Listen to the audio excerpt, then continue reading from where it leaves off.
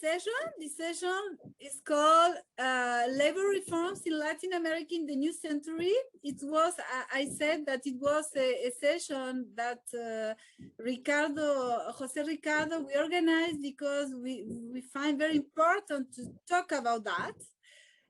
We decided to gather here young and all experienced experts. So I want to present our guests. It's an invited session. We choose these invited presenters. So I will start with Enrique de la Garza Toledo, professor at Universidad Autónoma Metropolitana de Mexico, a friend and a builder with others of sociology of work in Latin America. We have here also Roberto Oliveira, professor at Universidade Federal da Paraíba in Brazil. He is an expert in trade unionism, precarious and informal work, and labor relations, between other topics. Mariana Fernandez Massi, economist and PhD in social science, researcher at the Laboratorio de Estudios en Sociología y Economía del Trabajo at La Plata University, where Mariana works also. In Argentina, her research focuses on labor conditions, unionism, and outsourcing strategies. And Pablo Pérez Ahumada, professor of sociology at Universidad Alberto Hurtado in Chile. He's also a researcher at the Center of Social Conflict and Cohesion Studies, and his research focuses on social class, labor relations, and the causes and consequences of class conflict. So because a majority of Hispanophone participants and presenters, the session will be in Spanish, and the PowerPoint and discussion and transcript will be in English. So we will continue in Spanish. I propose to start with Pablo, with a young colleague, then continue with Enrique de la Garza Toledo, next Mariana, and then conclude with the country host of the forum with Brazil presentation of Roberto Oliveira. If you agree all, we can start with that. Okay, so Pablo, you have the Zoom. El micrófono. Micrófono. Bueno, muchas gracias María Eugenia por la invitación. Voy a compartir pantalla. Y mi presentación de hoy día se titula Reformas laborales en Chile, poder de clase y continuidad de la política laboral. Yo en el último tiempo, hace un par de años ya, he estado trabajando este tema en perspectiva comparada, pero lo que voy a presentar ahora se enfoca básicamente en el caso de Chile. ¿Por qué creo que es importante estudiar el caso de Chile? Porque a diferencia de otros países de la región, Chile representa un caso bien particular de continuidad en la política laboral, particularmente en la continuidad de políticas laborales proempresariales impuestas durante la dictadura militar, en Chile la dictadura de Augusto Pinochet, en la cual se establecieron una serie de cambios legislativos. En Chile fue el caso del Plan Laboral de 1979, en donde lo que se intentó hacer fue básicamente desestructurar el modelo antiguo, más de tipo corporativista, de relaciones laborales, o cercano al corporativismo, para establecer un modelo de relaciones laborales altamente liberalizado, que promueve la flexibilización y que se basa en la descentralización de la negociación colectiva y en la promoción de, entre otras cosas, la competencia de muchos sindicatos dentro de las empresas. Por cierto, que se acompaña además de normas que han buscado hasta el día de hoy, que han tenido éxito en poner límites al derecho a huelga. En Chile, estas leyes se impusieron durante la dictadura, como ya dije, en 1979, y desde el retorno de la democracia en 1990, diferentes administraciones o gobiernos de centro-izquierda han realizado reformas laborales para tratar de desmantelar los aspectos más represivos de esta legislación. Sin embargo, bueno, acá hay un esquema de todos los intentos de reforma laboral que han ocurrido en el marco de gobiernos de centro-izquierda, partiendo por las reformas de 1990, y terminando por la última reforma del 2015-2016, que fue impulsada por la expresidenta Michelle Bachelet. Bueno, el problema que ha habido es que ninguna de estas reformas ha tenido éxito, en el sentido en que ninguna de estas reformas ha modificado los pilares fundamentales del Plan Laboral de 1979. Respecto a la negociación colectiva, el derecho a negociación colectiva sigue estando restringido, por ejemplo, por normas que lo que hacen en la práctica es limitar la negociación colectiva al nivel de la empresa y que en la práctica no permiten el establecimiento de procesos de negociación colectiva a un nivel sectorial o nacional. La negociación colectiva, en otras palabras, sigue estando altamente fragmentada. Acá, bueno, como resultado de eso, ustedes pueden ver acá que el nivel de cobertura de la negociación colectiva en Chile y al mismo tiempo el nivel de afiliación a sindicatos es bastante bajo, es uno de los niveles más bajos de los países de la OCDE y es un nivel que incluso está por debajo de países de América Latina como Argentina, Uruguay o Brasil. Es más o menos similar al caso de México. Bueno, a lo largo del tiempo también lo que se ha observado es que la cobertura de la negociación colectiva, que está marcado acá con color naranjo, sigue siendo baja. Para el año 2017, por ejemplo, no más del 8% de los trabajadores asalariados estaba cubierto por una especie de acuerdo colectivo o contrato colectivo. Y al mismo tiempo los niveles de afiliación sindical, a pesar de que han ido creciendo en los últimos años, y esto es un fenómeno muy interesante que ha estado ocurriendo, siguen siendo comparativamente bajos, al menos respecto a los países de la OCDE.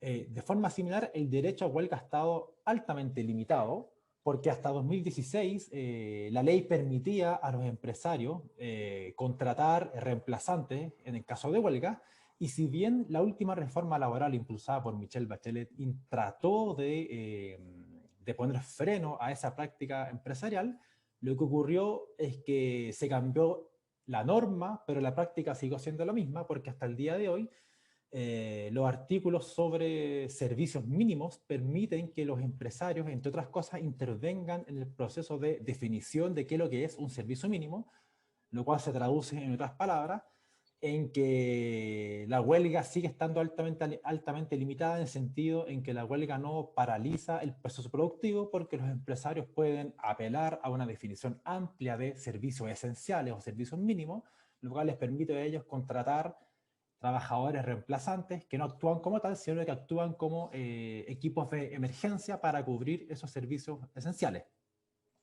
Respecto al derecho a sindicalización, ocurre algo similar. Desde 1979, la ley promueve la existencia de múltiples sindicatos dentro de las empresas. En la práctica, esto se traduce que, por ejemplo, en las grandes empresas, no sé, piensen en Walmart o en cualquier otra empresa grande, existen muchos sindicatos que pelean entre ellos para competir por los afiliados.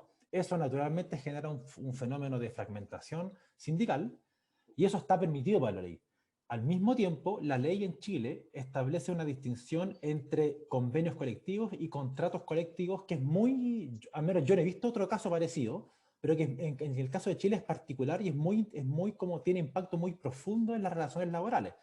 Porque los convenios colectivos son una especie de acuerdo colectivo que se firma de forma, o que se establece de forma semi-reglada y que permite que un grupo de trabajadores o trabajadoras, que muchas veces no es un sindicato, sino que es un grupo negociador, que se llama en Chile, establezca una especie de acuerdo colectivo con el empleador.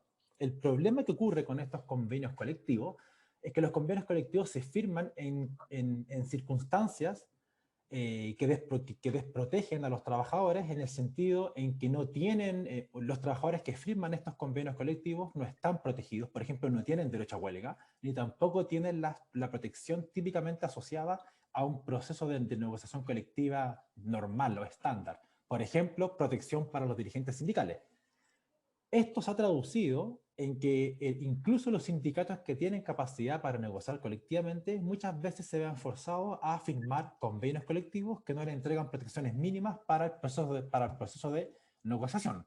La última reforma laboral de Michelle Bachelet intentó regular esta distinción, intentó acabar particularmente con los grupos negociadores, que son estos grupos informales que firman convenios colectivos, pero fracasó, entre otras cosas, por la oposición empresarial, y también porque producto de esa oposición empresarial, en 2017 el Tribunal Constitucional declaró esa normativa inconstitucional.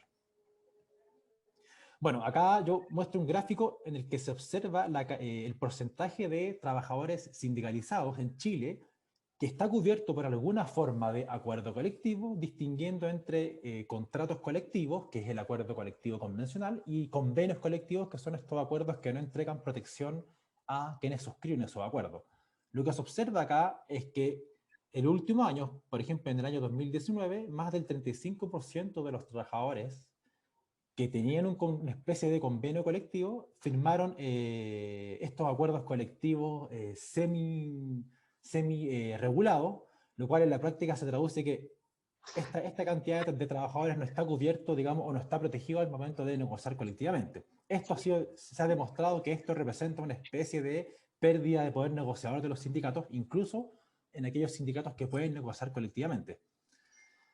Bueno, junto con esto, en Chile, desde finales de los 70, se ha promovido un modelo de relaciones laborales que lo que hace es fragmentar a la organización sindical y favorecer la existencia de múltiples sindicatos dentro de las empresas o al nivel de federación o confederación sindical. Esto se traduce en que la cantidad de sindicatos que existan en Chile son muchos, pero con poco poder negociador y con poca cantidad de afiliados. Acá se observa, por ejemplo, que en la última década, entre 2010 y 2019, existió en promedio 11.000 sindicatos en Chile, y cada sindicato en promedio tenía solo 92 afiliados. Esto naturalmente fragmenta el poder sindical y no permite el establecimiento de acciones colectivas, digamos, o de coordinación entre sindicatos para ejercer poder colectivo.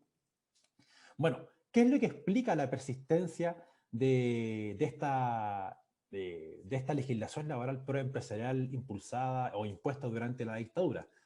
El debate reciente sobre reformas laborales en América Latina y en Chile en particular ha desarrollado una serie de explicaciones que han intentado responder a esta pregunta. Algunos autores enfatizan la existencia de legados dictatoriales, por ejemplo, legados ideológicos o institucionales, que hicieron, según dice este argumento, que reformas laborales prosindicales fueran, digamos, o tuvieran poca posibilidad de éxito en un contexto de transición democrática en donde los partidos de derecha tenían mucho poder. Estamos hablando del caso de Chile en particular. De forma similar, otros autores y autoras han puesto el énfasis en el rol que han tenido actores estatales, particularmente partidos de gobierno, que producto de una correlación de fuerzas desfavorables no fueron capaces o no tuvieron voluntad para emprender cambios significativos a la legislación laboral, en este caso la legislación laboral heredada de la dictadura de Pinochet. Por otro lado, y de forma complementaria, algunos han enfatizado el efecto que ha tenido la debilidad del sindicalismo. Según este argumento, el sindicalismo chileno, producto de la dictadura, esto es parte de una historia más bien conocida, que producto de la dictadura, la ruptura de los vínculos entre sindicatos y partidos políticos, el movimiento sindical llegó a la democracia debilitado y sin capacidad para imponer, digamos, sus términos en las negociaciones sobre reformas laborales. Mi argumento es que estas explicaciones, y particularmente las explicaciones centradas en el rol de los actores estatales y de los legados autoritarios, fueron muy útiles para explicar la continuidad de la política laboral en los años 90 y en los años 2000 durante los gobiernos de centro-izquierda de la Concertación. Sin embargo, ese tipo de argumentos no explican del todo por qué la reforma laboral de Michelle Bachelet, desarrollada a mediados de esta década, no tuvo éxito en el sentido en que fue incapaz de desmantelar los pilares fundamentales del plan laboral de 1979. A mediados de los años 2000, las condiciones para una reforma laboral más profunda y más pro-sindical eran mejores que lo que se pudo observar en las décadas anteriores. Como ya muchos de ustedes saben, desde principios de la década, Chile ha sido testigo de un renacimiento de la protesta popular, una revitalización de los sindicatos y particularmente de los sindicatos en sectores estratégicos de la economía, lo cual ha tendido a mover el tablero un poco más hacia la izquierda, el tablero político.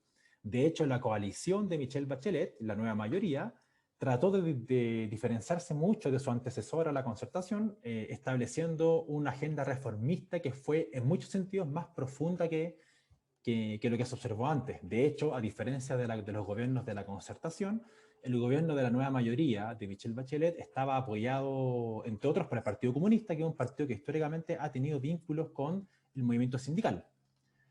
Y por otro, y bueno, hay más razones que ustedes pueden que pueden ver ahí, pero un aspecto muy importante es que a diferencia de los gobiernos anteriores de la concertación, esta fue primera vez que desde el comienzo del gobierno la presidenta Michelle Bachelet tuvo mayoría legislativa en la Cámara de Diputados y en el Senado, lo cual hacía suponer un potencial éxito de esta reforma laboral que pretendía mejorar en parte la posición de los sindicatos.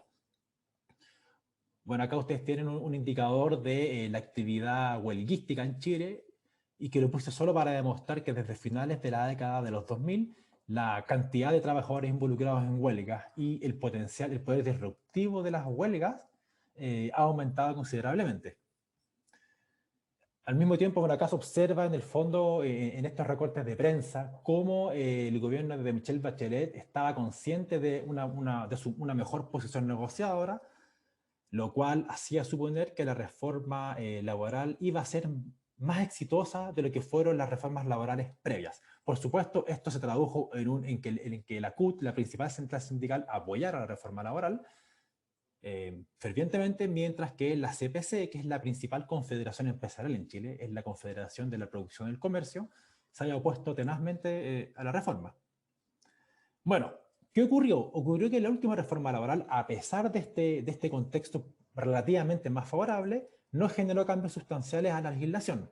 Mi explicación, o lo que yo planteo, es que esto no se debe tanto como alegados autoritarios derivados del pasado, ni tampoco se debe, o al menos no sustancialmente, a la falta de voluntad política de los gobiernos, en este caso del gobierno de Michelle Bachelet. A pesar de su moderación, el gobierno de Michelle Bachelet tenía, o al menos discursivamente, una orientación mucho más reformista que los gobiernos anteriores.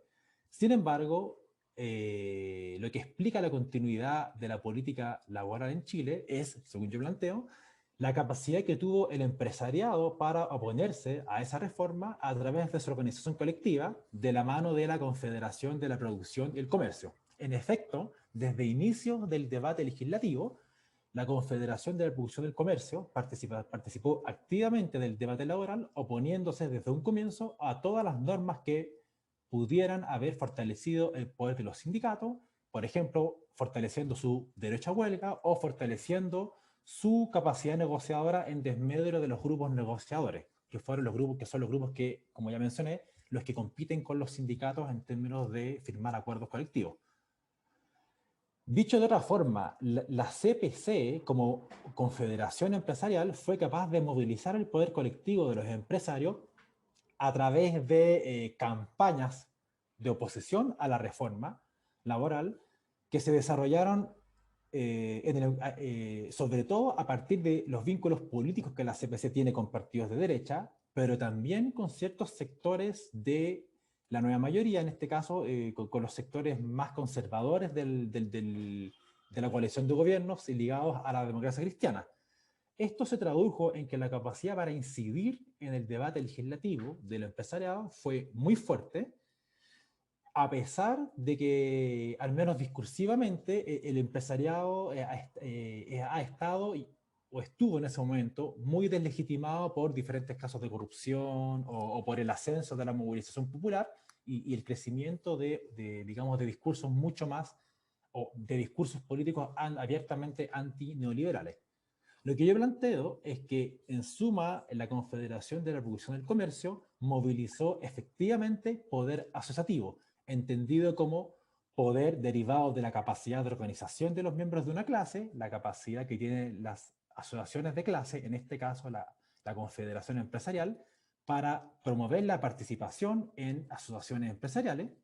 Al mismo tiempo, poder asociativo entendido en segundo lugar como la capacidad para diseñar estrategias coherentes que permitan defender intereses de clase. Y en tercer lugar, la capacidad que tuvo en este caso la CPC para forjar unidad de clase y consenso estratégico. No sé cómo voy de tiempo, pero si me pueden avisar cuánto me queda, puedo acelerar o no la presentación. Bueno, Por el contrario, el poder asociativo de la clase trabajadora en Chile ha sido débil y fue débil durante el periodo de reforma laboral, a pesar de que los partidos de gobierno, y particularmente los partidos más progresistas de la coalición de gobierno, estaban alineados con los intereses de la principal central sindical en Chile, que es la CUT. A pesar de que existieron, de que este vínculo existió, lo cual según la teoría de recursos de poder tradicional derivada de Corpi, es como sinónimo de potencial éxito en procesos de reforma, a pesar de eso, la CUT fue incapaz yo planteo, de movilizar poder asociativo, entre otras cosas, porque fue incapaz de superar las divisiones que históricamente han fragmentado el sindicalismo, que tienen que ver con divisiones de origen político y divisiones de tipo estratégico, fundamentalmente divisiones asociadas al debate sobre qué hacer respecto a los gobiernos de centro-izquierda. Trabajar con ellos, subordinarse a ellos o actuar de forma relativamente más autónoma para, digamos, ejercer poder colectivo.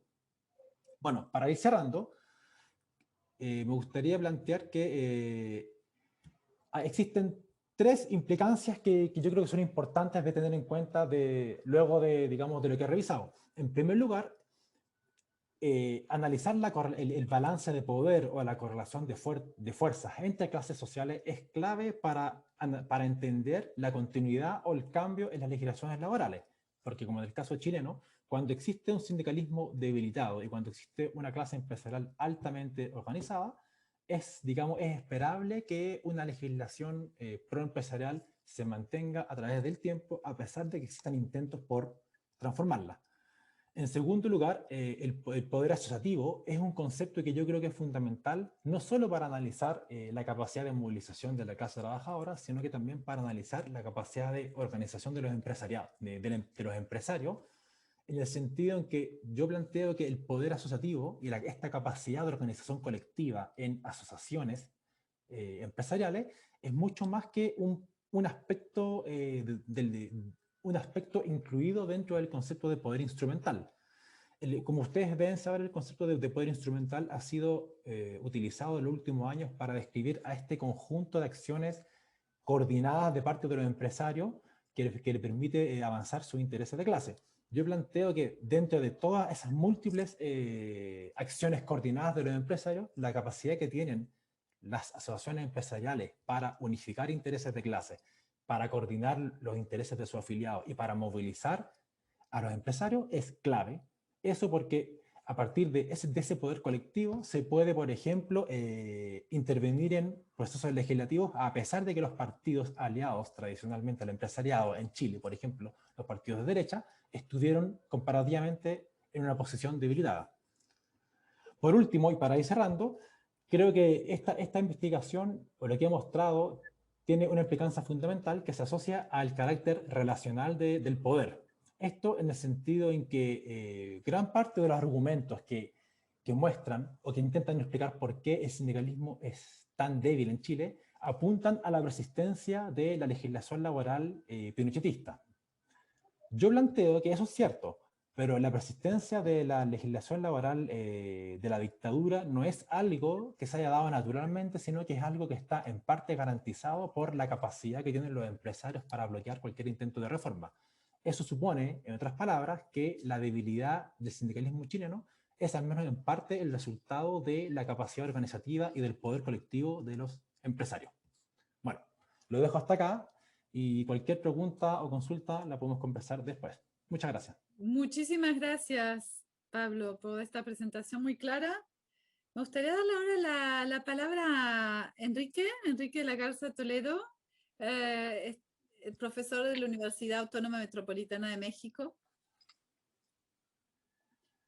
Idealmente 15, 17 minutos sería lo ideal para que podamos conservar un tiempo de discusión luego.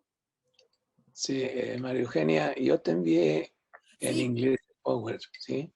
Sí. ¿Ustedes pueden ver mi pantalla? Sí, Flora, bajar, no pronuncio en francés, va a proyectar su PowerPoint, Enrique. Sí. Sí, estamos viéndolo, pero todavía no en pantalla completa. Sí. Ah, sí, bueno.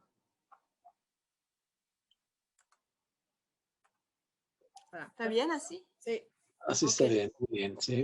Enrique, por favor, si olvido cambiar de Sí, sí, sí, imagen, yo aviso, sí. me avisas, sí. Gracias. Yo aviso, estoy un poco mal de la garganta, pero espero que se oiga, ¿eh? Entonces, las reformas laborales en México, los intentos de reforma no se iniciaron en estas fechas, sino se realizaron en estas fechas. Y entonces muy, muy interesante, porque en 2012 estaba todavía el último gobierno neoliberal, 2012. Y para 2019, pues ya estaba el gobierno actual, que muchos consideran que no es propiamente neoliberal. Entonces, el contraste puede ser muy interesante. Y entonces, el cambio en 2012 se refirió a artículos fundamentales de la nueva Ley Federal del Trabajo. Los principales cambios en las relaciones laborales. Considera 3 periodos, 30 días y aprendizaje periodo 3 meses en el caso de trabajadores que sean despedidos, dejando la decisión a los empleadores si ellos aprendieron a trabajar bien. Esto no existía en la legislación mexicana. Es decir, esta especie de contratos a prueba no existían. Era para trabajadores contratados a tiempo parcial. Y el cambio, el criterio para promocionar a trabajadores de categoría, se toma en cuenta la categoría, el aprendizaje y la antigüedad, así como la competencia para desempeñar ese trabajo y la productividad. Es decir, estos son algunos de los cambios importantes de 2012 que no se habían tenido en cuenta, no obstante que el empresariado se había vuelto el actor principal durante el periodo neoliberal. Me refiero al actor principal en los años 80, 90 y una parte de hasta el 2012. Entonces, uno se tiene que preguntar por qué, si los gobiernos eran neoliberales, no apoyaron decididamente a los empresarios que plantearon esto y otras reformas a profundidad en la Ley Federal del Trabajo. Entonces, eso vamos a empezar a discutirlo. Y luego, ¿qué pasó con el gobierno actual que se dice que no es neoliberal? Siguiente. Siguiente, por favor. Acerca de esta nueva Ley Federal del Trabajo de 2012. O sea, esta Ley del Trabajo se aprobó en los albores de un nuevo régimen político estatal, pero fue el canto del cisne de los gobiernos neoliberales que tuvimos desde inicios de la década del 80. Esta ley también contempla la posibilidad de la polivalencia en actividades relacionadas, pero no aclara exactamente cómo se definiría que son actividades relacionadas y que pueden ser incluidas como polivalentes. También introduce una categoría que estuvo esperando mucho tiempo, el horario, la jornada de trabajo por horas. No es que desaparezca la jornada anterior de 8 horas, sino que introduce plenamente la idea de jornada laboral por horas. Al menos la cantidad correspondiente a un día completo será pagado, pero este salario será agregado entre los empleados y los workers. Esto deja afuera al sindicato, Ellos por ahora los salarios admiten discontinuidades y pues ponen a los trabajadores en el riesgo de precariedad o de estar alerta 24 horas al día a los empleadores, es decir, a trabajar por llamada. De la misma manera, el máximo working day será legal, cosa que tampoco estaba contemplado en la ley anterior. Siguiente. Una cosa muy importante. La ley anterior sí le ponía límites al outsourcing, pero la actual me refiero a la de 2012, porque la de 2019 no cambió todo la de 2012, sino cambió lo que se cambió en 2019. Entonces, la ley todavía no cambia todo lo que se dio al final del régimen neoliberal. Es decir, no reguló agencias de trabajo llamadas de human capital. O también la otra forma que en Colombia se había desarrollado mucho, que son las cooperativas de trabajo.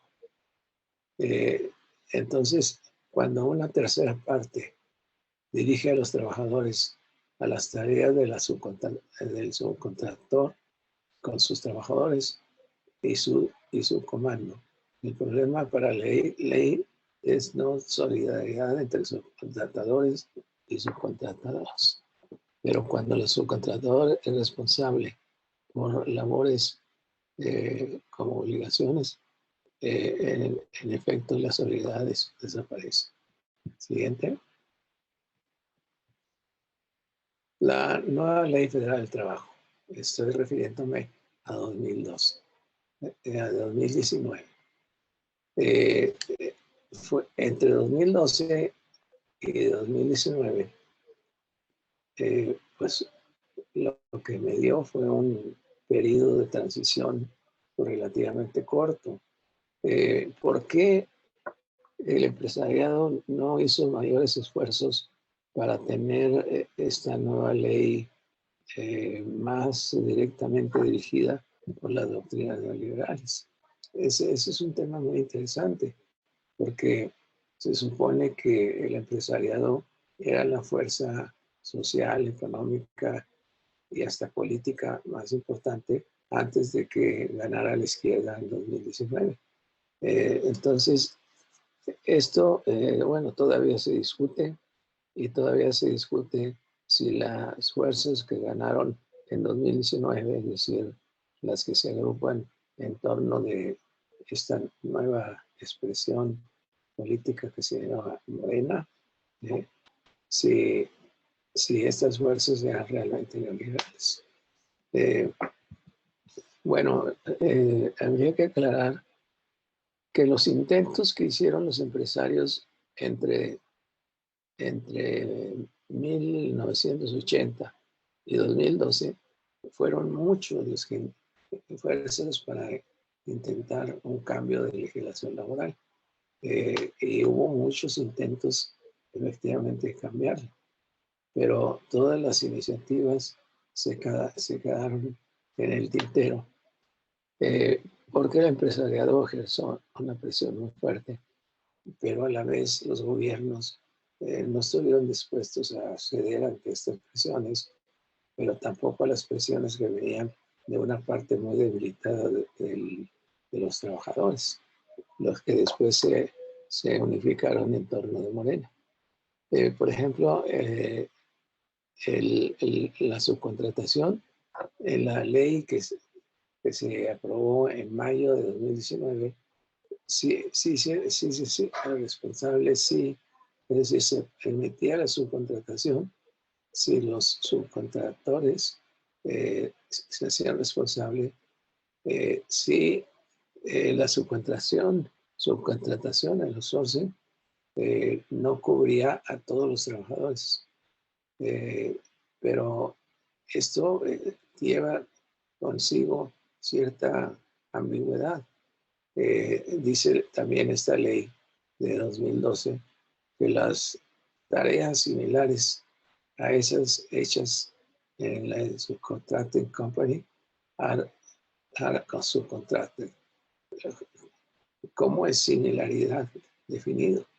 Es decir, también eso no queda muy claro, pero ahora quedó desde 2012 establecido a la letra en la ley, y que únicamente trabajo especializado se ha subcontratado. Y sucede lo mismo, la definición de trabajo especializado pues no se llega plenamente a definir. Por ejemplo, la ley anterior era más equitativa en este sentido y obedecía a un principio de derecho de otra época, del periodo de sustitución de importaciones, en donde esta, la de 2012, no incluía que a trabajo igual había que pagar igual salario. En otras palabras, el subcontractor puede asumir precarious job responsibilities porque mínimos de ley en México en todo este periodo neoliberal son extremadamente bajos.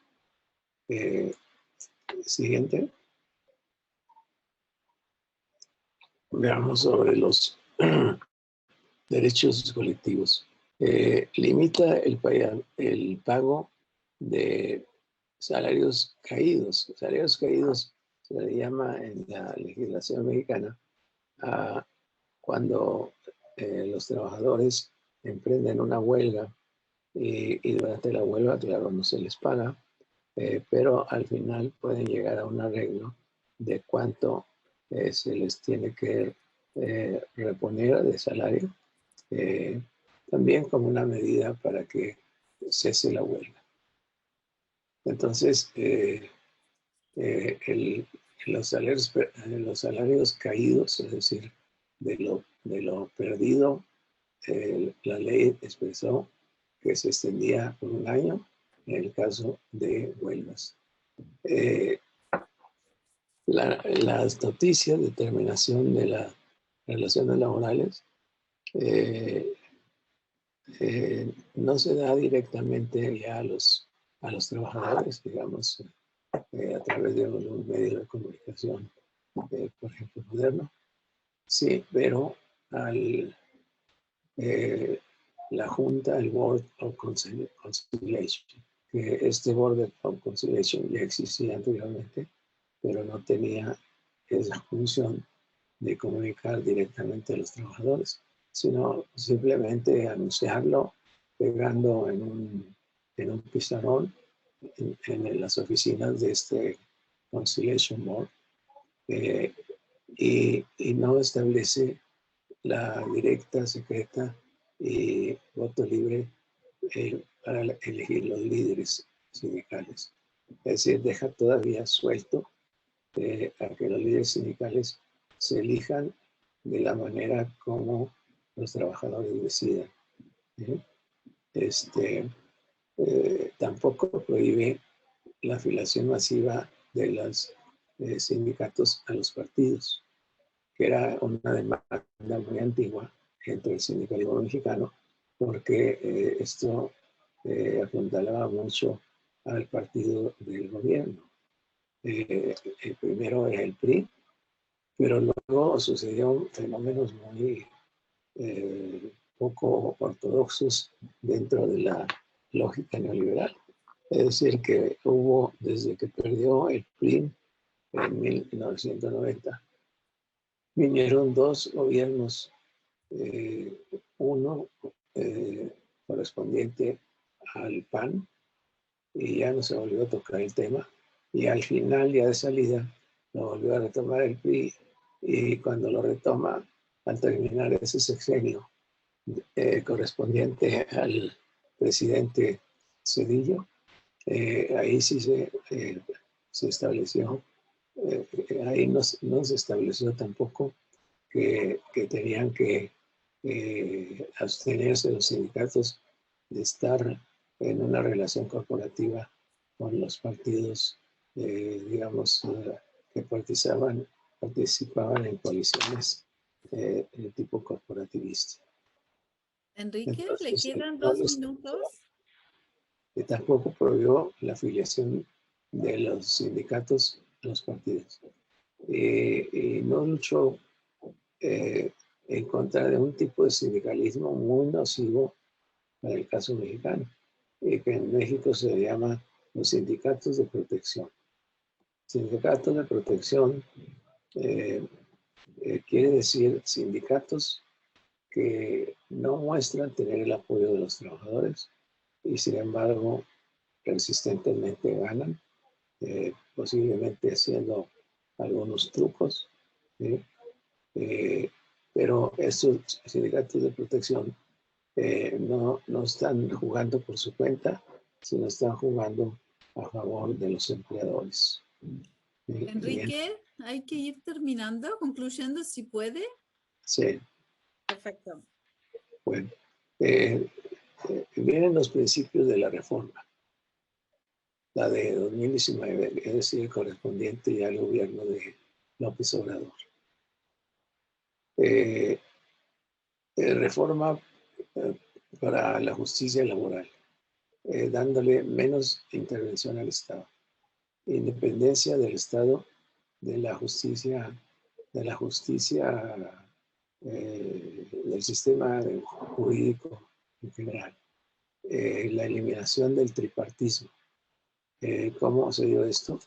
Bueno, en México, desde que se aprobó la primera ley del trabajo allá por 1930, los equivalentes a tribunales del trabajo, pero que ocupaban un lugar especial, implicaron que podían haber muchas trampas entre los sindicatos, y cuando había estas trampas en donde los trabajadores ni siquiera sabían que eran los dirigentes, se hablaba de sindicatos de protección. También la Labor Union Democracy, como condición para una precariedad laboral como modelo, permaneció a las puertas de este nuevo modelo, el que se aprobó en 2019. Siguiente, ya vamos a acabar. Siguiente. Gracias.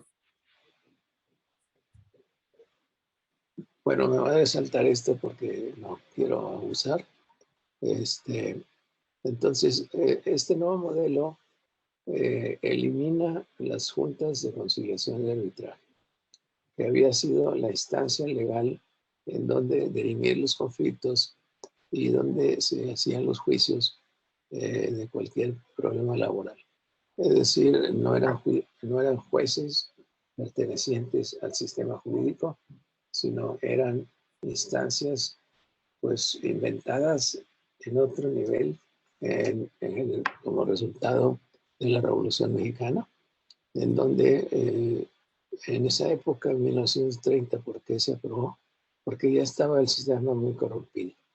Y entonces, cuando se aprobó, pues los gobiernos de la época que se decían ser parte de la ideología de la Revolución Mexicana, aprobaron estas instancias como sustitutos de lo que en otros países son los jueces del trabajo.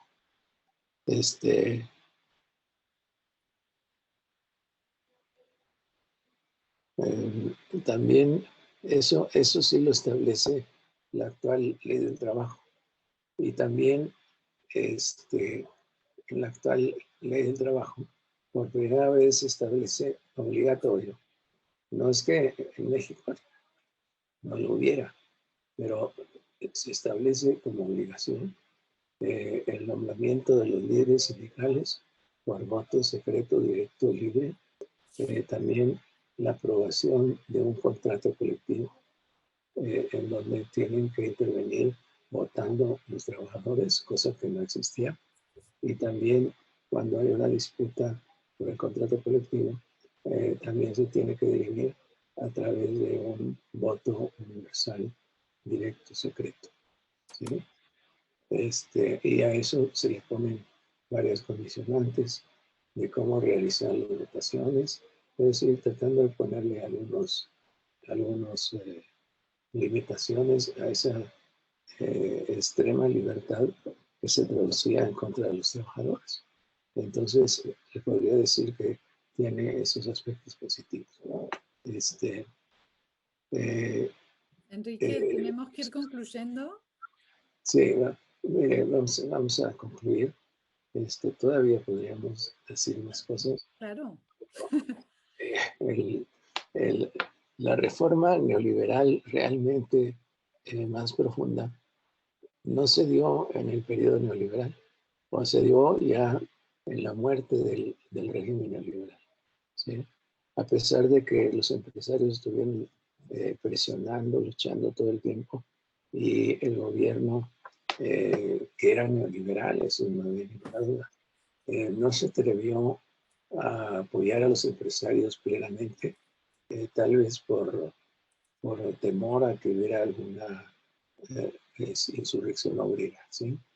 ¿Qué quiere decir? Que la última reforma en la ley laboral venía de 1970, y 1970 todavía correspondía al periodo de sustitución de importaciones, en donde venía todavía discutiéndose la doctrina de la Revolución Mexicana en términos de los derechos de los trabajadores, ¿sí? Bueno, hay muchos detalles que, bueno, en la discusión podemos incluirlas. Le agradecemos mucho. Igual, si tenemos un tiempo para las preguntas, vamos a poder seguir quizás agregando a vuestras presentaciones también otros comentarios, Sí. otros detalles que seguramente Sí. son interesantes. Muchísimas gracias, Enrique. Le paso la Gracias. palabra a Mariana, tratando de respetar también el tiempo para que Roberto y Mariana puedan hacer sus presentaciones y luego quizás queden algunos minutos de intercambio. Mariana. Bien, muchas gracias. No sé si me escuchan bien. Sí. Bien, bueno, entonces, bueno, en primer lugar, agradecer a Eugenia y a Flora por la invitación. Es un gusto compartir la mesa con Roberto, Pablo y Enrique. Les cuento cuál es el objetivo o la propuesta de esta presentación. Mi idea aquí es trazar un panorama de los debates recientes en la Argentina sobre los cambios que son necesarios introducir en la regulación laboral vigente. Argentina no ha tenido una reforma integral de la ley de contrato de trabajo, que es como la base, digamos, del derecho laboral. Es una ley que data de 1974 y que tuvo importantes modificaciones en 1976, durante la última dictadura militar, pero que pese a eso ha conservado su carácter protectorio, y lo que voy a hacer aquí es repasar brevemente cómo ha sido modificada esa ley de vuelta sin haber tenido una reforma integral. Yo no soy jurista, digamos, y estas reflexiones en realidad son justamente reflexiones colectivas que surgen a partir de nuestras investigaciones, las investigaciones de nuestro equipo de investigación en torno a las condiciones de trabajo, a las estrategias empresariales y sindicales en diferentes espacios de trabajo, y de qué modo la legislación laboral moldea un poco esas condiciones de trabajo y esas estrategias empresariales que analizamos. Entonces, para empezar, y simplemente para hacer un paneo general de qué ha pasado con el marco regulatorio en la Argentina, me gustaría primero llamar la atención sobre la parte inferior de este gráfico, donde están identificadas las principales modificaciones que se le han hecho a la ley de contrato de trabajo durante las últimas 2 décadas, ¿sí? Marcando con rojo los cambios regresivos y en azul los cambios progresivos. Durante la década del 90, digamos, se introdujeron diferentes reformas de tipo regresivas que tuvieron que ver con la introducción de la flexibilidad externa, interna, y sobre finales de la década un ataque más importante hacia los sindicatos, pero que de vuelta fue sobre el final de la década y logró revertirse rápidamente, porque en la década de los 2000 tuvimos en general reformas más de tipo progresivas, tendientes a revertir parcialmente, porque algo de esa herencia de los 90 quedó, pero tendientes a revertir gran parte de esa flexibilización introducida en la década del 90. ¿Y por qué esta línea de tiempo está puesta en relación a dos indicadores, que uno es la tasa de empleo informal y la otra la tasa de desocupación? Bueno, ¿por qué me parecía importante vincularlos? Principal argumento que ha habido en la Argentina, y esto creo que es un rasgo que compartimos con todos los países, por lo menos latinoamericanos, es que, digamos, el principal argumento para introducir reformas laborales siempre ha sido, digamos, reformas laborales de tipo regresivas, que reducen el carácter protectorio, siempre ha sido la necesidad de crear más empleo y aumentar la formalización de la economía. Sin embargo, lo que nosotros vemos en la Argentina, y creo que en ese sentido somos un ejemplo bastante paradigmático de esto, es que cuando se introdujeron reformas de corte regresivo, la tasa de desocupación, que está aquí marcada en rojo, tendió a aumentar, la tasa de empleo no registrado, empleo informal, tendió a aumentar, y por el contrario, cuando hubo reformas de tipo progresivas, lo que veíamos era una tasa de desocupación en descenso, una tasa de empleo informal bastante estancada en niveles altos, pero de todas maneras con cierta tendencia decreciente. Entonces, este es el primer punto que me parece importante destacar, que es que en Argentina se evidencia con mucha claridad que ese argumento a favor de las reformas laborales regresivas no tiene demasiado asidero en la realidad. El punto es que este argumento vuelve a estar presente en las discusiones, y por eso lo quería traer a colación, sobre todo en lo que ocurrió, a partir de lo que ocurrió en los últimos años en la Argentina.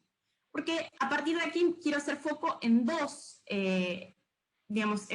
episodios.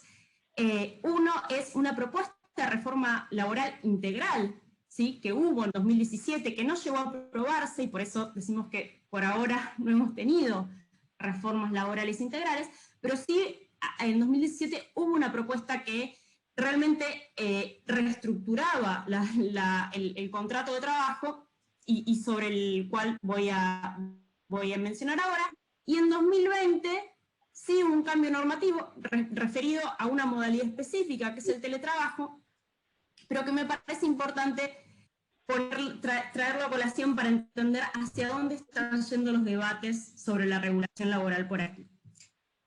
Entonces, ¿qué ocurre con esta, digamos, reforma integral que no fue? Bueno, me interesa plantearles en muy grandes rasgos de qué se trataba esta reforma laboral, porque esta reforma laboral tenía tres grandes ejes. Por un lado, acotar el carácter protectorio de la legislación laboral. ¿De qué modo? Bueno, había algunas cuestiones específicas, porque esta reforma excluía a trabajadores que antes estaban comprendidos en la ley, asalariados de pequeños establecimientos, asalariados vinculados a trabajadores independientes, y también eliminaba el principio de irrenunciabilidad, ¿sí?, que es un principio básico de la legislación laboral, que lo que dice básicamente es que los trabajadores no pueden renunciar a derechos, digamos, que fueron conquistados. El segundo eje tuvo que ver con la responsabilización del empleador, y esto viene a cuenta un poco también señalaba Enrique en el caso mexicano, y que ha sido una de las grandes cuestiones, me parece, de la década de los 2000, que es qué ocurre con la responsabilidad solidaria de la empresa principal en los casos de subcontratación. Esta ley venía a zanjar un debate que está abierto, porque la ley del 76 es poco clara, y venía a zanjarlo justamente diciendo que no existe la responsabilidad solidaria. Y el tercer punto tenía que ver con la flexibilización en las condiciones de contratación, fundamentalmente reduciendo las indemnizaciones y creando, digamos, sistemas más flexibles para el despido, y también el uso de la fuerza de trabajo. Aparecía acá uno de los nuevos hits de los mercados laborales contemporáneos, que es el banco de horas, ¿sí? Es una manera de reducir las horas extra y de acentuar la flexibilidad horaria. Esta reforma, como les decía, es la reforma que afortunadamente no fue, porque se planteó en 2017 junto a otras dos reformas, una reforma tributaria y una reforma previsional, que sobre todo esta última generó muy alta conflictividad, se aprobó en el medio de grandes manifestaciones y episodios de represión policial muy importantes, y eso fue, digamos, la explicitación de una barrera social, ¿sí?, y política a este tipo de cambios regresivos, o al menos así es esperanzador leerlo, digamos que existe un límite en la Argentina social y político a este tipo de reformas regresivas. Ahora bien, en 2019 cambió el gobierno, asume el gobierno, digamos, un partido político mucho más cercano y afín a los sectores sindicales, y además que asume explícitamente con el apoyo de importantes sectores sindicales. En la apertura de las sesiones el presidente anuncia que no habrá reforma laboral integral, al menos por ahora, pero en 2020 sí se sanciona la ley, que es la única ley que se ha sancionado en este último tiempo, que modifica la ley de contrato de trabajo, que regula específicamente la modalidad del teletrabajo, ¿sí? Esto se sanciona cuando ya estábamos todos confinados en nuestras casas, ¿sí? Y el teletrabajo había adquirido una dimensión en todo el mundo impensada un año atrás.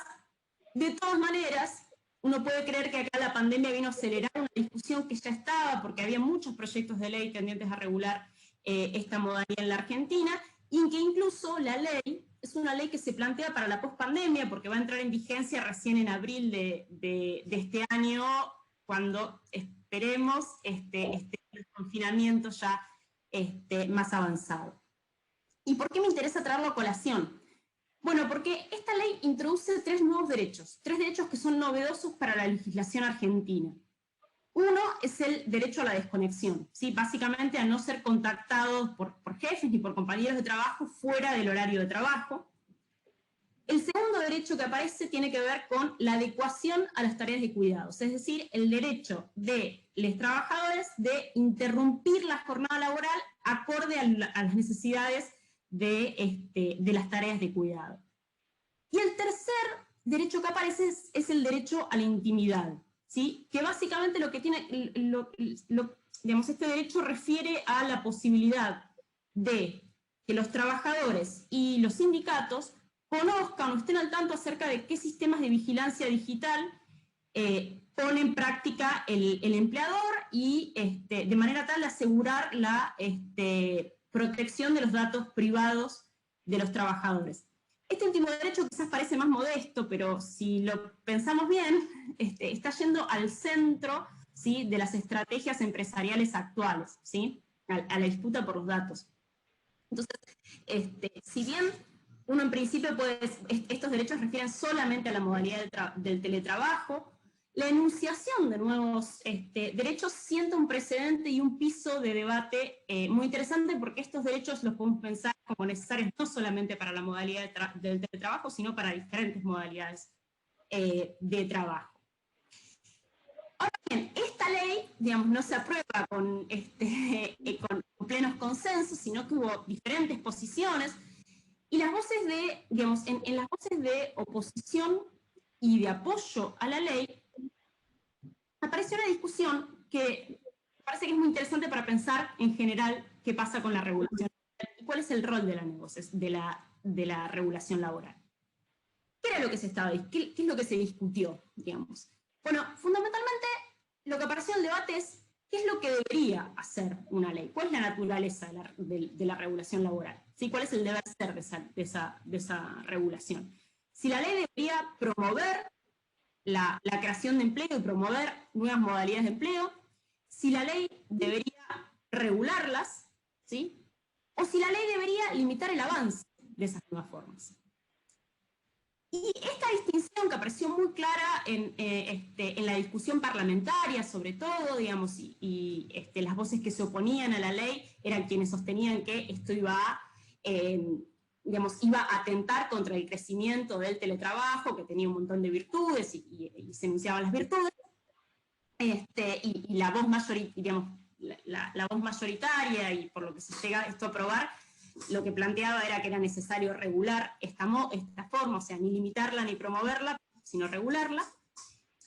Esto mismo aparece en un debate más, que está cobrando cada vez más fuerza, que por ahora no se plasmó, digamos, no tiene estatus parlamentario ninguna de las propuestas que giran en torno a eso. Creo que es un poco uno de los debates que se viene en la Argentina porque hay propuestas dando vuelta en torno a estas cosas.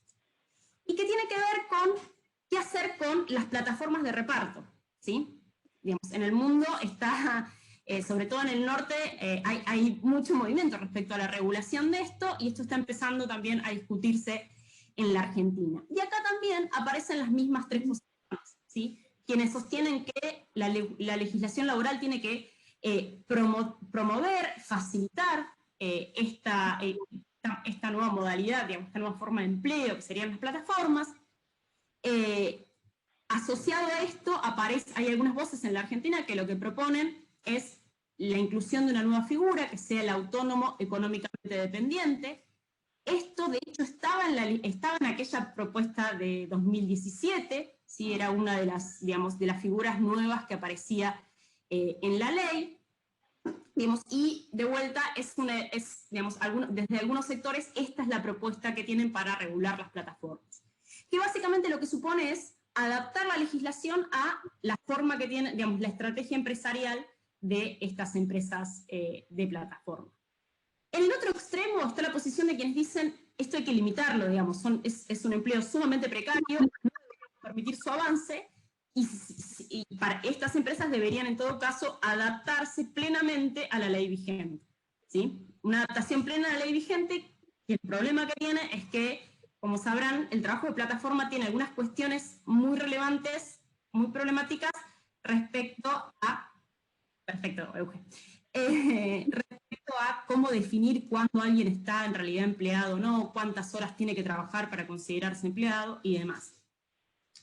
Y aparece una posición intermedia, que de hecho hubo un borrador de esto que de vuelta no logró llegar a tener estatus parlamentario, que es la creación de un estatuto de trabajo de plataformas de reparto. ¿Sí? En la Argentina existen estos estatutos especiales, existe para la construcción, existe para el servicio doméstico y existe también para el trabajo rural. Y básicamente digamos, es un anexo a la ley de contrato de trabajo que establece condiciones específicas para el sector, ¿sí?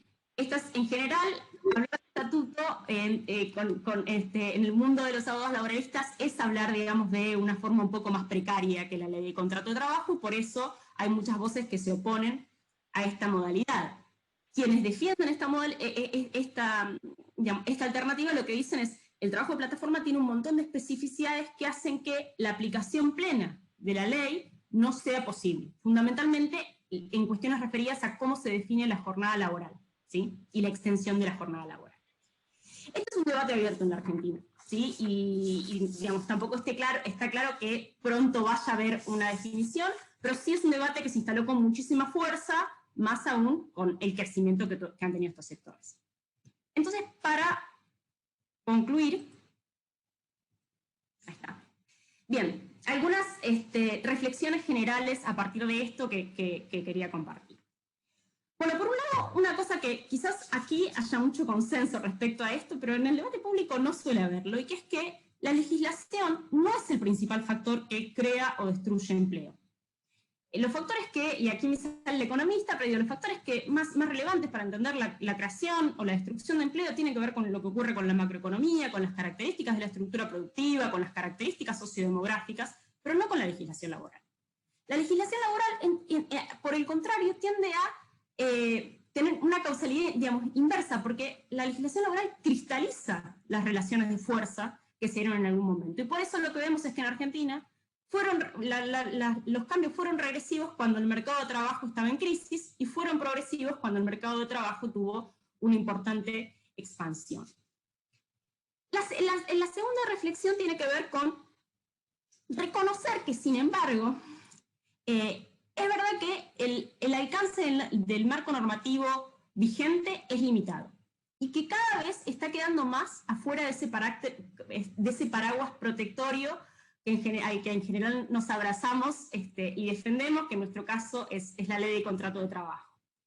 Y esto es importante por como ejemplo de este segundo punto, en lo que implica la subcontratación, el empleo informal, el sector informal, que siempre han estado fuera de estos marcos, de este marco normativo, ¿sí? Y estas nuevas formas de empleo que están apareciendo y que cobran cada vez más relevancia. Por eso la tercera cuestión para compartirles es esta, que la reconfiguración de los tiempos de trabajo y de los espacios de trabajo requieren nuevas formas de protección. O sea, el desafío acá está por un lado en tratar de incorporar aquello que está quedando fuera del paraguas protectorio y también pensar que son necesarios cambios cualitativos. Es necesario, y por eso es buen ejemplo la ley de teletrabajo, nuevos derechos, porque aparecen nuevas vulneraciones de las condiciones de trabajo. Y por último, y esto es sobre todo una reflexión que nos surge a partir del trabajo de campo y de las entrevistas con trabajadores y trabajadoras que se desempeñan en estos sectores, porque en general en estas entrevistas lo que vemos es que tiende a haber una valoración muy positiva de la flexibilidad horaria y de la posibilidad de trabajar, por ejemplo, en casa, algo que cuando uno tendemos a veces a pensarlo en términos de, bueno, son formas bastante precarizantes, que entrañan más precariedad. Y acá lo que me parece importante marcar es, por un lado, que si estas formas se valoran tan positivamente, es porque aquella modalidad, digamos, del trabajo típico, está creando un montón de inconvenientes. Si no solamente está degradada, sino que las posibilidades de conciliación, trabajo-familia, por ejemplo, digamos, no se adecúan a la realidad contemporánea. Y por último, entonces, y por eso me parece que es importante sí pensar que aquellas condiciones de trabajo que funcionan bien en forma individual pueden no ser las mejores o no son las mejores si las pensamos en términos sociales, y es esa en la clave en la que los cientistas sociales al menos tenemos que aportar a este debate.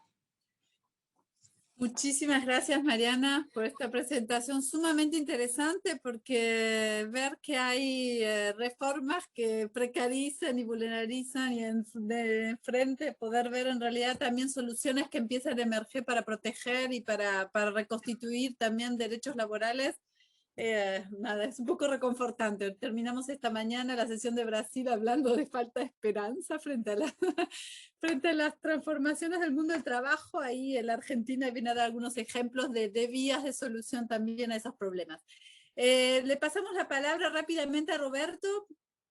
No sé si finalmente nos quedará tiempo para preguntas, pero es tu tiempo para la presentación. Roberto.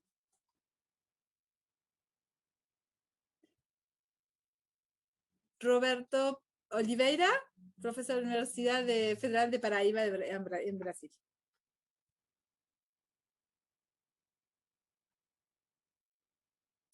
No te escuchamos, Roberto.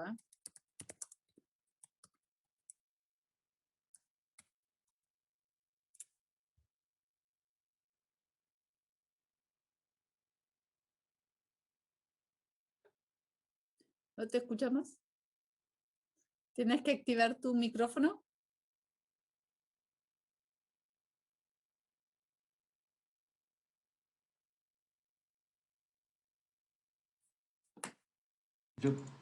Disculpa.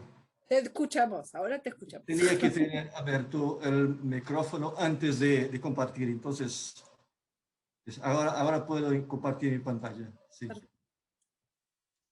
Excúsame. No hay problema. Estaba intentando. Sí. Gracias, María Eugenia. Gracias, José Ricardo. Es un placer estar con todos los colegas aquí en esta mesa, ¿no? Mi ponencia es sobre, déjame poner aquí, así, ahora sí. Reforma laboral y legalización de la precarización laboral en Brasil. Esta presentación se beneficia del entorno producido en el marco de la Rede de Monitoramiento Interdisciplinar de Reforma Trabalhista REMI de Brasil. La industrialización y la formación del mercado laboral capitalista en Brasil solo tuvieron sus primeros impulsos en las primeras décadas del siglo XX. El legado colonialista, esclavista y la dependencia externa están en sus fases.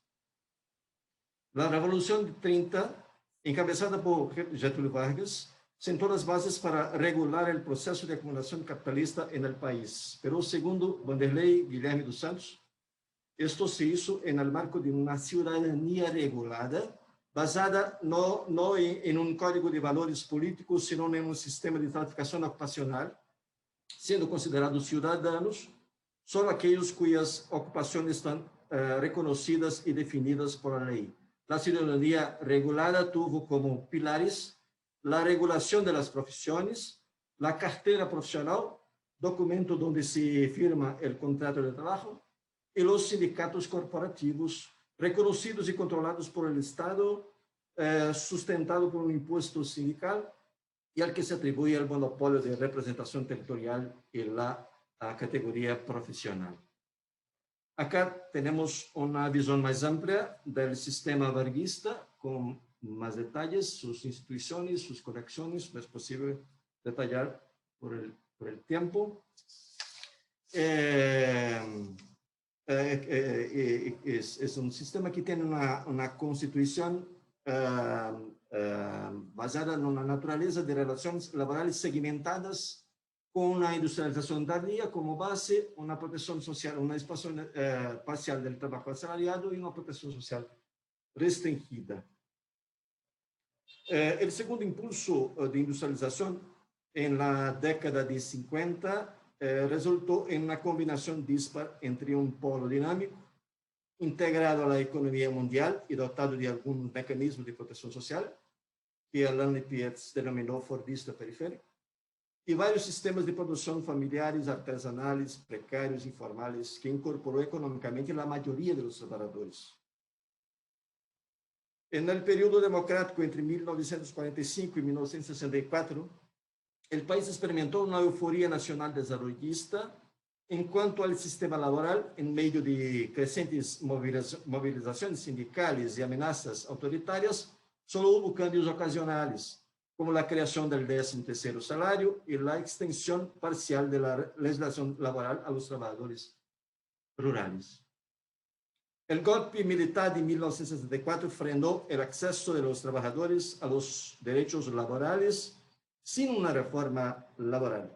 Por otro lado, los sindicatos sufrieron la intervención del gobierno, los salarios fueron contenidos y se restringió el derecho de la huelga. En relación a la normativa laboral, los cambios más importantes fueron la creación del Instituto Nacional de Seguridad Social y del Fondo de Garantía de Antigüedad, FGTS, extinguiendo la estabilidad laboral. Las luchas obreras y populares de los 1970 y 1980 cambiaron el panorama político del país. En ese momento surgió el nuevo sindicalismo. El fortalecimiento de la organización popular en este periodo produjo un cuestionamiento a la izquierda del sistema laboral de Vargas, que repercutió en la Constitución de 1988. La nueva Constitución incorporó derechos sociales y laborales ya previsto en la CLT y en los contratos colectivos, como el 13º salario, reguló el seguro de desempleo, reconoció el derecho de huelga, la sindicalización de funcionarios públicos, entre otros avances. Este cuadro se completó con la integración del Sistema Único de Salud, la Seguridad Social y la Asistencia Social. Sin embargo, se preservó el monopolio de la representación, el impuesto sindical y el poder normativo de la justicia laboral, configurando un modelo híbrido de regulación sindical. En los 90, con Fernando Collor y después Fernando Henrique Cardoso, se implantó una agenda en Brasil de carácter neoliberal. Fernando Henrique, en sus dos mandatos, aunque no logró llevar a cabo una reforma laboral más amplia, tomó sucesivas medidas para flexibilizar las relaciones de trabajo laborales. Entre ellos, el fin de la indexación automática de salarios, el debilitamiento de los instrumentos de aplicación de la legislación laboral, la regulación del trabajo a tiempo parcial, la creación de un contrato de duración determinada y de banco de horas.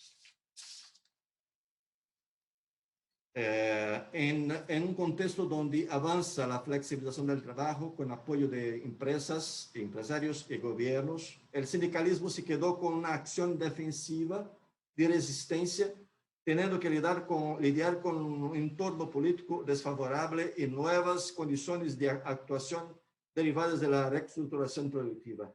Sin embargo, siguió siendo un referente para los trabajadores, pero con un desempeño claramente inferior al del periodo anterior. Los gobiernos de Lula y Dilma pusieron en acción un programa centrado en la defensa social, productiva y de desarrollo y rescate del proyecto nacional, señalando un contrapunto al neoliberalismo. A favor de los espacios de negociación social, el gobierno creó, aún en 2003, el Foro Nacional del Trabajo, FNT, con una composición tripartita e igualitaria, el Consejo Nacional de Desarrollo Económico y Social, entre otros espacios de participación institucional. Ante el fracaso del FNT, en 2008, el gobierno patrocinó el reconocimiento legal de las centrales sindicales, otorgándoles la responsabilidad de actuar en nombre de la generalidad de los trabajadores. Comparando con el contexto anterior, se puede decir que incluso en este contexto la flexibilización de las relaciones laborales continuó, aunque a un ritmo más lento. Los gobiernos evitaron poner la reforma laboral en la agenda exigida por los empresarios, adoptaron una política económica para estimular el crecimiento y la generación de empleo, desarrollaron políticas sociales, promocionaron espacios de negociación social, incorporaron los sindicalistas en la gestión gubernamental. Pero también adoptaron algunas medidas de flexibilización como el contrato de primer empleo y la ley de simplificación fiscal para pequeñas empresas. Pero los indicadores mejoraron, cayó el desempleo, aumentó la flexibilización, aumentó la renta media de los trabajadores, mejoraron los resultados de las negociaciones colectivas, etc. Los empresarios continuaron implementando la subcontratación y la flexibilidad, sin embargo, se volvieron más cautelosos. El sindicalismo, por su vez, se vio favorecido por la mejora del panorama general del mercado laboral, así como un mayor diálogo con el gobierno federal. Esto aumentó su efectividad, pero no recuperó el protagonismo político de los años 80. Sin embargo, esta situación, en general favorable a los trabajadores, ha cambiado. Una secuencia de hechos marcó un cambio en el equilibrio de fuerzas a favor de un discurso conservador, antidemocrático y hacia la reanudación de las políticas neoliberales. La inflexión se produjo con el golpe mediático, parlamentario, judicial, liderado por el vicepresidente Michel Temer. La economía entra en recesión y el desempleo explota. Crecen las presiones del mercado para una mayor austeridad fiscal y la venta de activos públicos. Con eso se instaló un nuevo escenario. Las presiones de las nuevas fuerzas hegemónicas convergieron en una agenda agresiva de desregulación de los derechos laborales y sociales, además de la reforma laboral que entró en vigencia en 2017, se aprobaron la ley de techo de 2016, que estableció un límite para el ajuste del gasto público anual, vinculándolo a las tasas de inflación por un periodo de 20 años. La ley de subcontratación de 2017, que autorizó la subcontratación en actividades básicas y actividades intermedias en todos los sectores de la economía. La reforma de las pensiones, que aumentó el tiempo de cotización y la edad mínima de jubilación. En cuanto al sindicalismo, ante una situación totalmente adversa, depende cada vez más de su propia capacidad de reacción. En cuanto a la reforma laboral, que fue concebida en línea con la agenda empresarial, provocó el mayor cambio en los fundamentos del sistema varguista. Sus principales pilares se pueden resumir de la siguiente manera: primacía de lo negociado por lo legislado, que debilita la protección jurídica de los trabajadores. Desconfiguración de CLT, que incluso bajo límites instituyó un padrón protegido de relaciones laborales en el país. Debilitamiento del rol de la justicia laboral, que hace que los trabajadores sean más vulnerables a los empleadores. Legalización de diferentes tipos de contratos atípicos con menos garantías.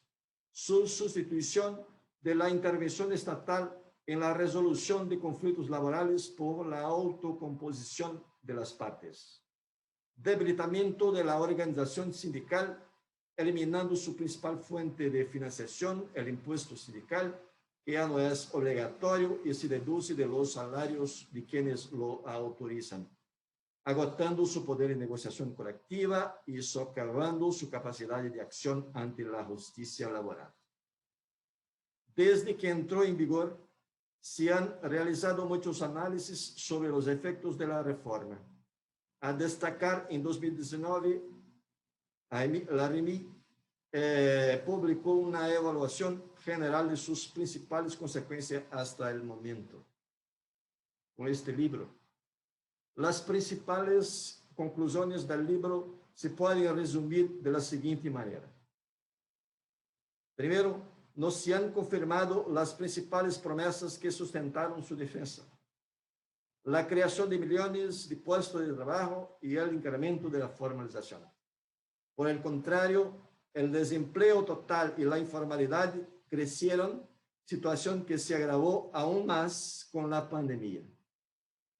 La reforma, contrariamente a lo que se predicó, no resultó en la reanudación del crecimiento. Por el contrario, al tener como principal objetivo la reducción de los costos laborales corporativos, ha contribuido a restringir el consumo, desalentando las inversiones. La adopción de nuevas modalidades de contratación, como el trabajo intermitente y el trabajo a tiempo parcial, no generó los volúmenes de empleos formales prometidos. La reforma, si bien produjo pérdidas para los trabajadores, contribuyó directamente al debilitamiento de los sindicatos, de la negociación colectiva y de la justicia laboral.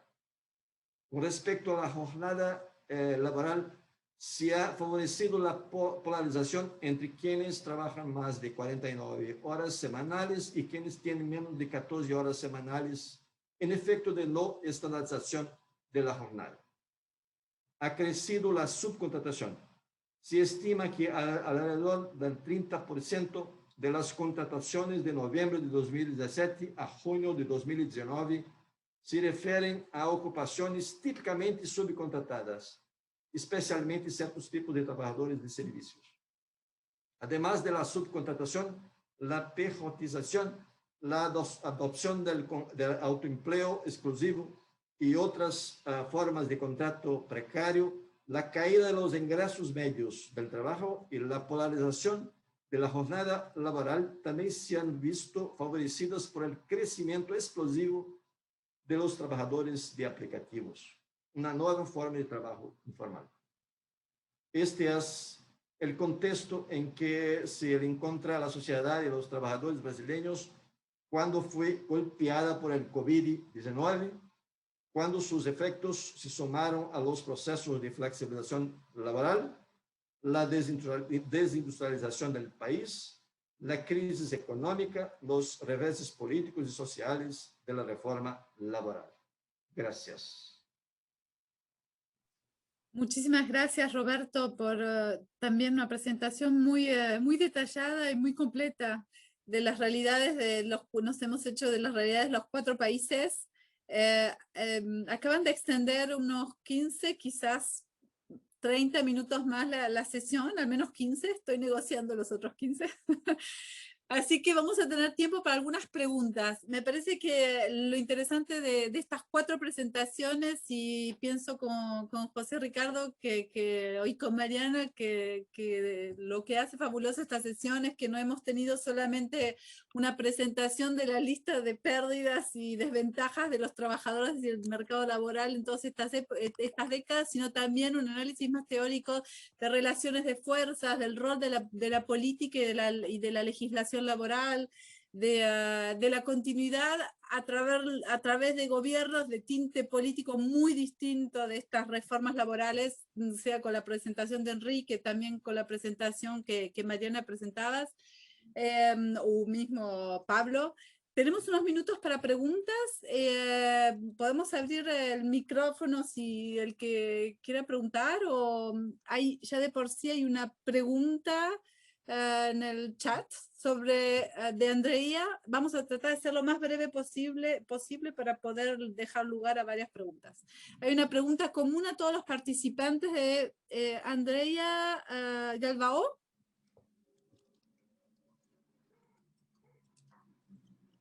Si quieres preguntarla. Hola, ¿me escuchan? Sí, sí. Sí. Bom, me gostaria de perguntar sobre a posição do movimento sindical. Os sindicatos abogam por uma legislação general, abogam por uma regulação específica para os precários, porque, por exemplo, em Brasil, temos sindicatos que apoiam a contratação de trabalhadores enquanto independentes. E outra pergunta sobre o que fazem os sindicatos para organizar e representar os trabalhadores precários. Há alguma proposta de reforma sindical em discussão em los países para que os sindicatos possam sindicalizar todos os trabalhadores, independentemente da forma de contratação? Bom, são as duas perguntas que me gostaria de fazer. Graças. Gracias por ser breve. Pablo, Roberto, Mariana. ¿Seguimos el orden de las presentaciones? Como quieras, dale, dale. Ya. Bueno, para hacerla bien corta, mi respuesta, sí, en general los sindicatos plantean como en sus propuestas la necesidad de defender a los trabajadores precarios en su sentido amplio.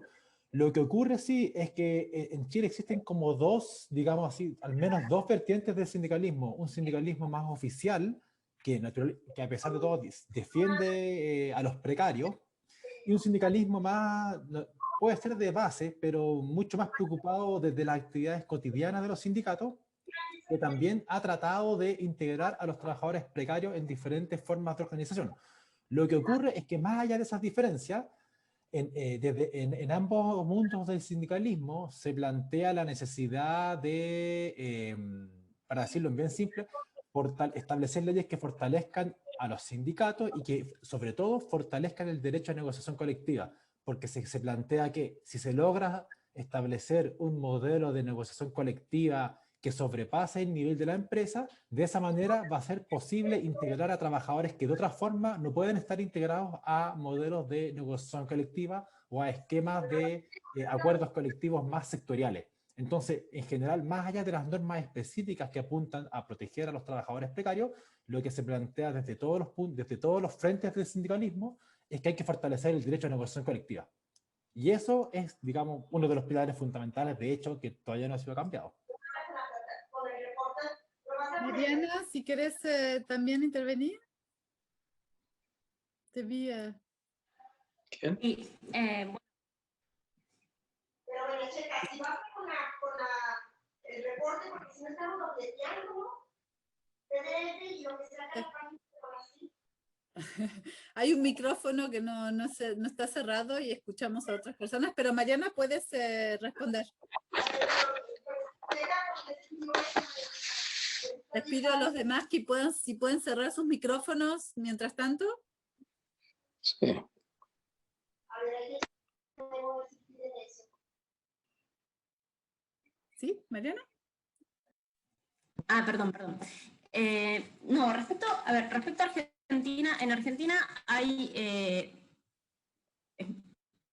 dos grandes centrales sindicales, que después a su vez han tenido sus fracturas, pero dos grandes centrales sindicales, la CGT, que es la Confederación General del Trabajo, que es la central histórica, y la CTA, que es la Central de Trabajadores Argentinos, que nace en los 90 en fuerte oposición con todas las leyes flexibilizadoras, fue como, digamos, el espacio más combativo, y digamos, la CTA desde su nacimiento acepta en sus sindicatos, acepta la afiliación de trabajadores no asalariados, digamos, no sé, simplemente por dar un ejemplo, los becarios, por ejemplo, en la Argentina están afiliados pueden afiliarse a la CTA, trabajadores informales pueden afiliarse a los sindicatos de CTA. Esa es una diferencia histórica entre las dos centrales.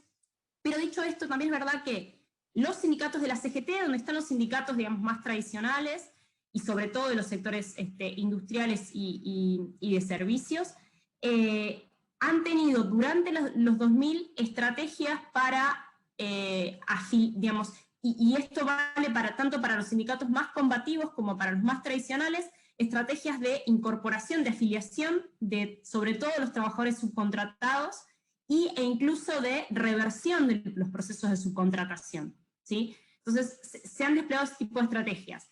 Respecto a las plataformas y demás, es un fenómeno muy nuevo, y los sindicatos específicos, digamos, referidos a esas actividades, sí están siendo activos en esto, y en general tienden a estar más de acuerdo con la idea de no modificar el marco normativo y obligar a las empresas que encuadren a estos trabajadores como asalariados. En general en la Argentina hablar de un estatuto especial es un poco una mala palabra, porque los estatutos especiales que hay tienen condiciones más precarias. Gracias, Mariana. Roberto o Enrique, si quieren responder a esta pregunta. Sí, el caso de México es probablemente el caso latinoamericano de corporativismo de más larga duración. Es decir, con toda formalidad, establecido en los años 30 y con componentes informales desde los años 20. Y no ha habido una gran transformación, a pesar de que el movimiento obrero, que se le llama aquí independiente, que sería el no corporativo, ha irrumpido pues tratando de establecer la democracia sindical cada 10 años más o menos, dando importantes luchas, pero normalmente ha sido derrotado. Entonces, digamos, la perduración del corporativismo también nos hace reflexionar mucho en el caso mexicano, porque quiere decir, primero, en todo ese periodo tan largo no tuvimos dictadura militar, ¿sí? Sí autoritarismo, pero no una dictadura militar, es decir, nunca se interrumpieron las elecciones, ¿no? De ningún tipo. Y entonces, por el contrario, los gobiernos mexicanos hasta, pues no hay que decirlo tan seguro, que hasta la época neoliberal, yo diría, ya se introdujeron las vías políticas de concesiones durante la época neoliberal, e hicieron muchas concesiones a los trabajadores y a los sindicatos. Por eso yo decía, a pesar de que los empresarios eran la fuerza principal, no lograron durante 20 años, casi 30 años, no lograron pues acabar con el corporativismo, ¿sí? ¿Por qué? Porque el corporativismo, a pesar de no ser un caso típico neoliberal, bien que sirvió al modelo neoliberal de...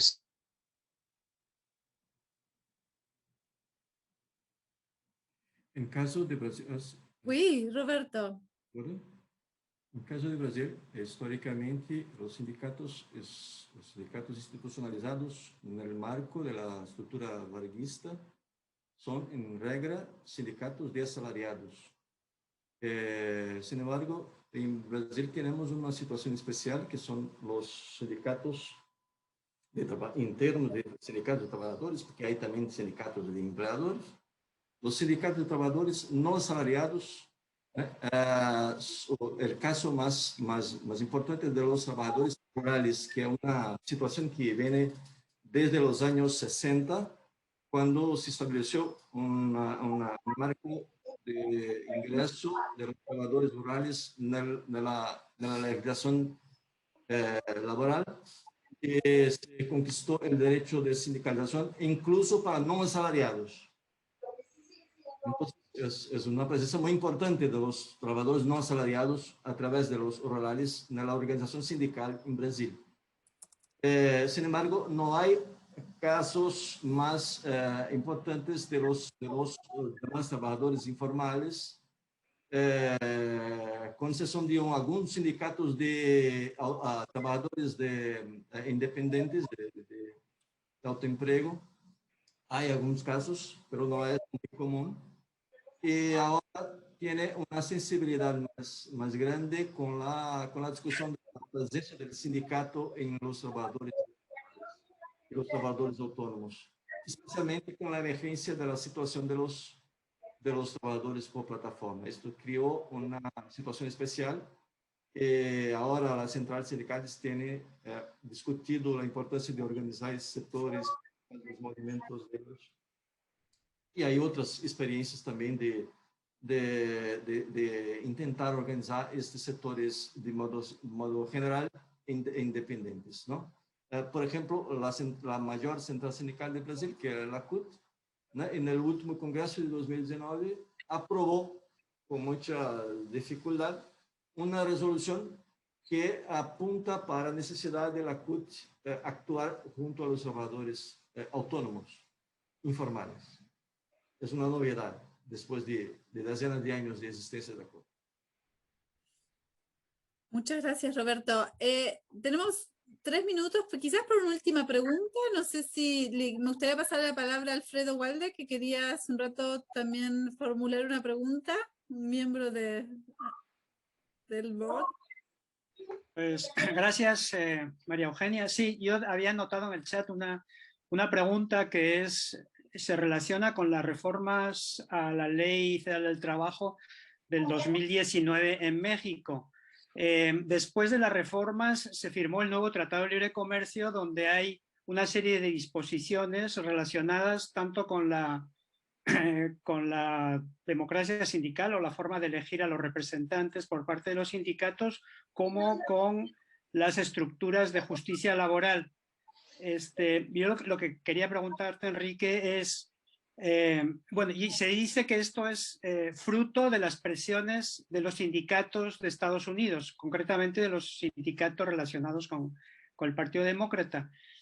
Yo quisiera preguntarte si estas disposiciones son una continuidad, una profundización, van en la misma línea, y en segundo lugar, da la impresión de que son disposiciones menos tutelares, menos protectoras, que tratarían de estimular la democracia sindical y en ese sentido, hipotéticamente, debilitar el corporativismo. ¿Cuál es tu punto de vista con respecto a este tipo de reflexión y de preguntas? Enrique, por favor, gracias. Sí, perdón por no haber... La respuesta va a tener que ser muy breve, Muy breve. porque en Bueno, 2 minutos cierran el... Ya le escribiré. Así. La respuesta muy breve es que sí.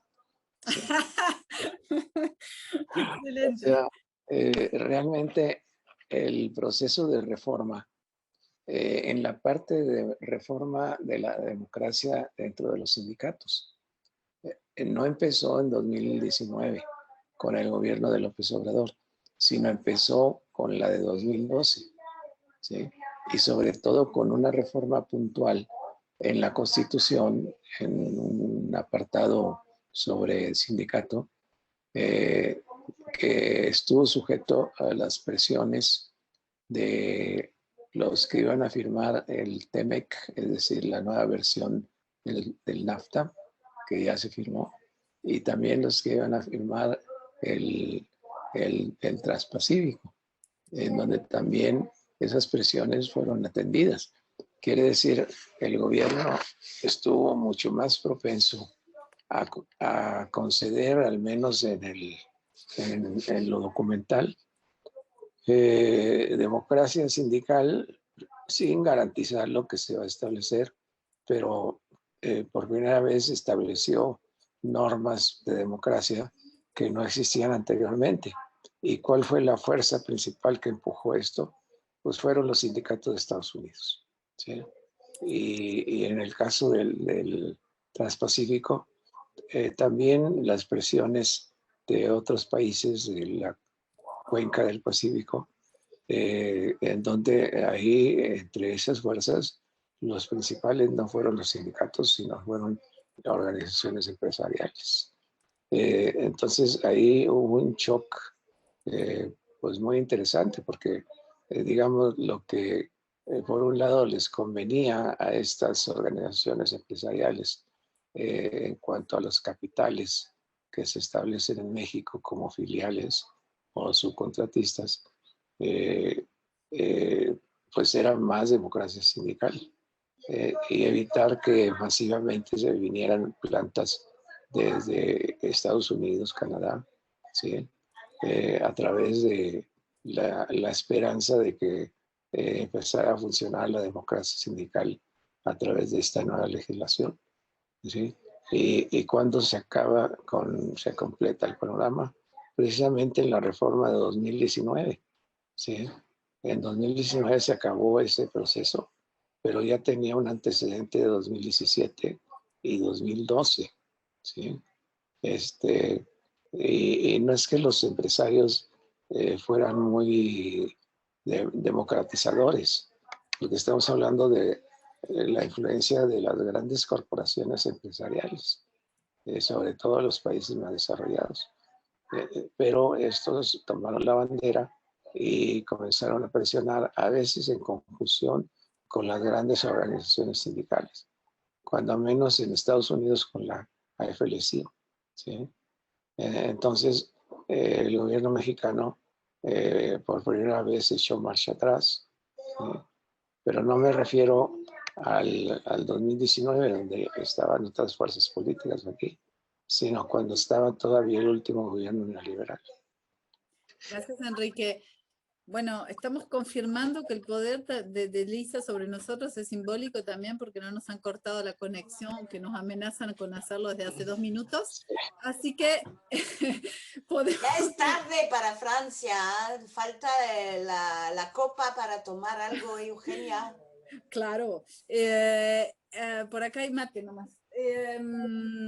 Les agradecemos a todos, vamos a tener que ir terminando antes de seguir jugando con el destino de los tiempos de Lisa. Claro que siempre es frustrante en realidad tener que cortarlo y no tener tiempo para seguirla, ni siquiera en los pasillos, porque no hay pasillos en el Zoom. Pero nada, los invitamos a seguir en las sesiones todo el resto de la semana. Los invitamos también a participar en el business meeting del viernes a la tarde, al mediodía. Y los invitamos sobre todo a poder encontrarnos en Australia.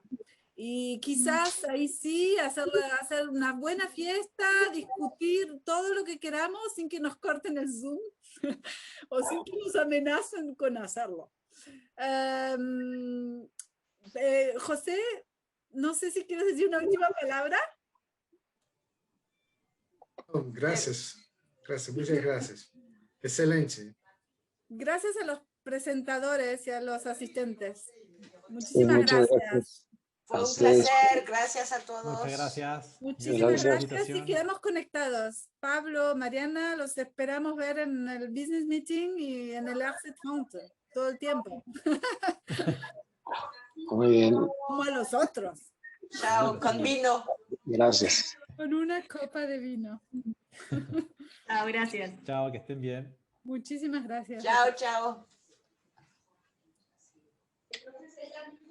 No nos cortan. Quedémonos entonces. Hacemos una fiesta, pero a ver. No, yo tengo té verde. Ya son las 10 en Francia, ya de la noche. Vamos a dormir.